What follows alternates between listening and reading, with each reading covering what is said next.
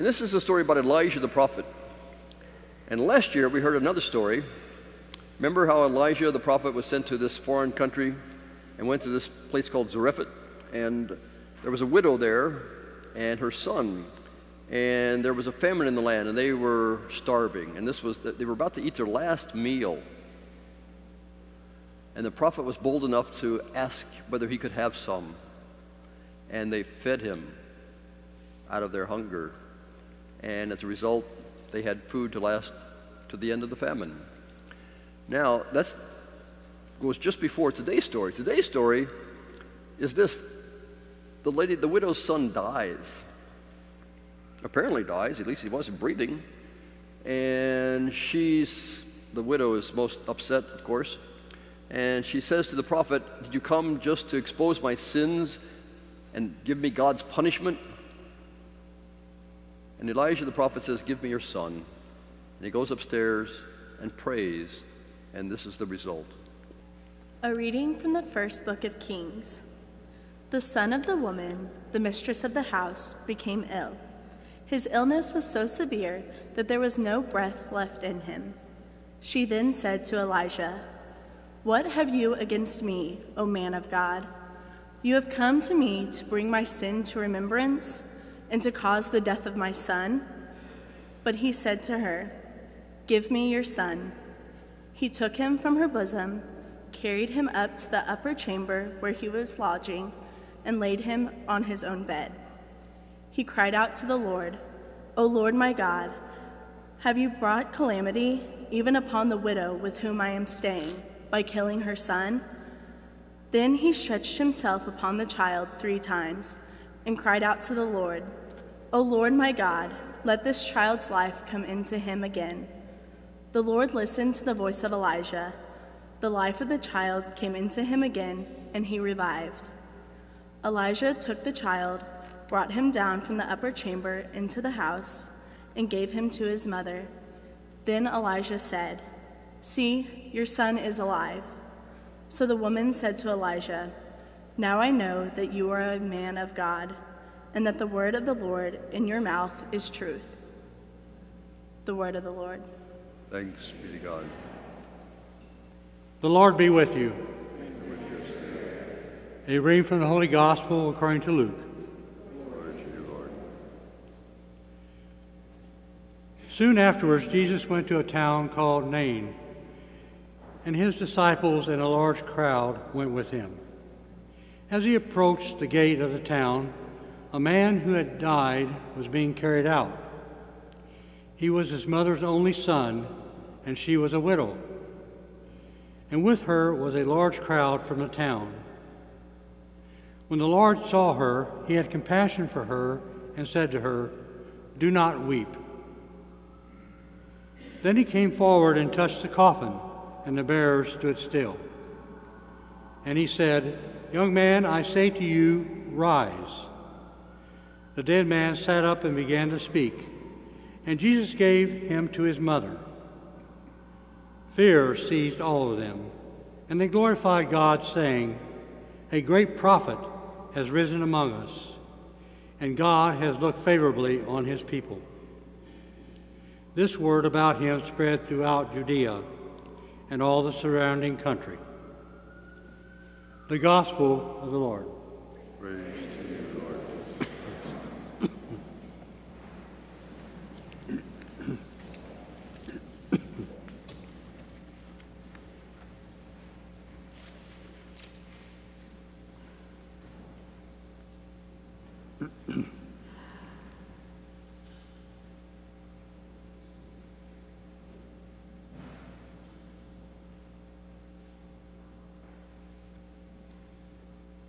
This evening we have this wonderful first reading about the great prophet Elijah, who was staying in a woman's house whose son was really sick and eventually dies. The woman, as was a custom of the time, thought her son's death was punishment for her sins, and she was deathly afraid because she was dependent on her son to provide for her in her old age. Without a son or a husband, she would be reduced to begging. And Elijah, seeing this and knowing this, had compassion for her, interceded for her, and he brought her son back to life, giving him back to his mother. Then in the gospel, we have two great crowds of people approaching each other. The first is a funeral crowd. They are processing out of the city, wailing and lamenting the death of the young man. The second is a large crowd that is following Jesus and going towards the city. They aren't lamenting and mourning. They are excited, but they're confused. They're probably saying to themselves, "Who is this Jesus? What might he mean to us?" So they are following to see what happens next, but they aren't sure what to make of him. The two crowds meet one another, and what happens? What does Jesus do? Jesus walks up to the funeral procession. He has compassion on the woman, and he raises the young man up, gives him life, and he gives him back to his mother. What do we learn from these readings today? We learn that both Elijah and Jesus had compassion for women by giving life to their sons. We learn that both were moved to pity for widows. We learn that compassion is life-giving, not life-taking. We learn to be compassionate to others is to renew their lives and give them hope. Yes, the people rejoice, but they are divided amongst themselves in their opinions about him. They think, is Jesus a prophet or a miracle worker, or is he God? Some concluded, as the gospel tells us, a great prophet has arisen in our midst, and others said, God has visited his people. You know, are not these the same questions people ask today? Are these not the same conclusions people conclude about Jesus even now? Who do we say Jesus is? Who, really, if we look at our hearts, if we look at how we live our lives, since Jesus is really living within us, are we saying, what are we saying he is? We need to be careful how we answer that, because it can have implications to our lives. What do you think? Is Jesus dying? Is Jesus about dying or living? Is he about condemnation, as the widow in the first reading feared? Or is he about compassion?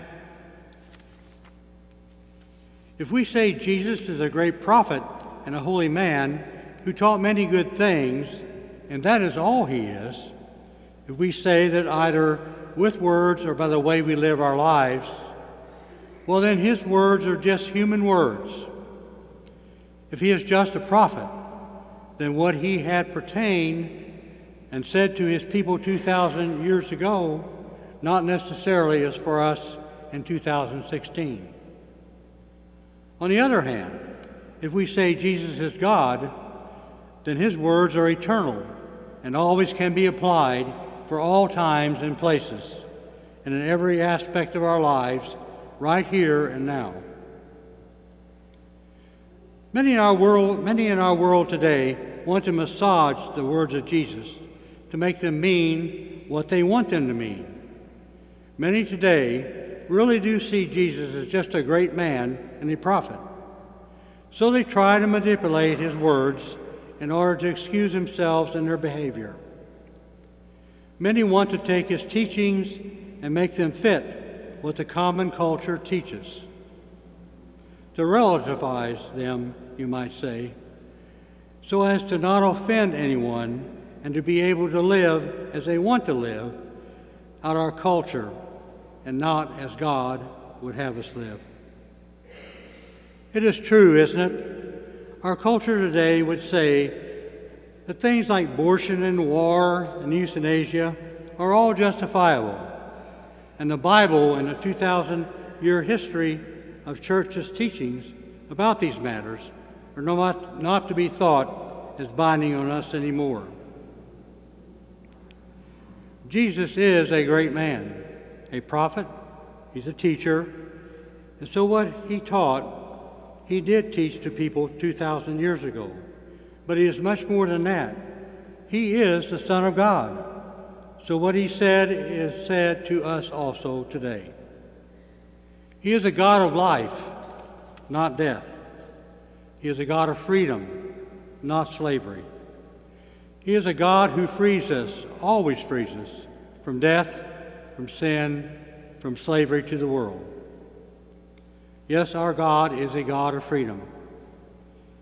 And if we have a hard time believing that, then we should challenge ourselves to live as Jesus taught us to live, and we will find out for ourselves that we are freer in the end.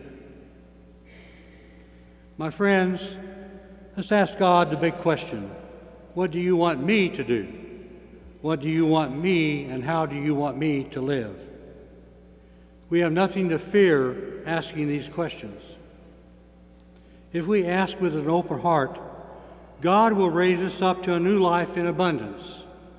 He will give us freedom and compassion and shine on us all his love. Let us now in this Holy Eucharist give him thanks for this abundant love.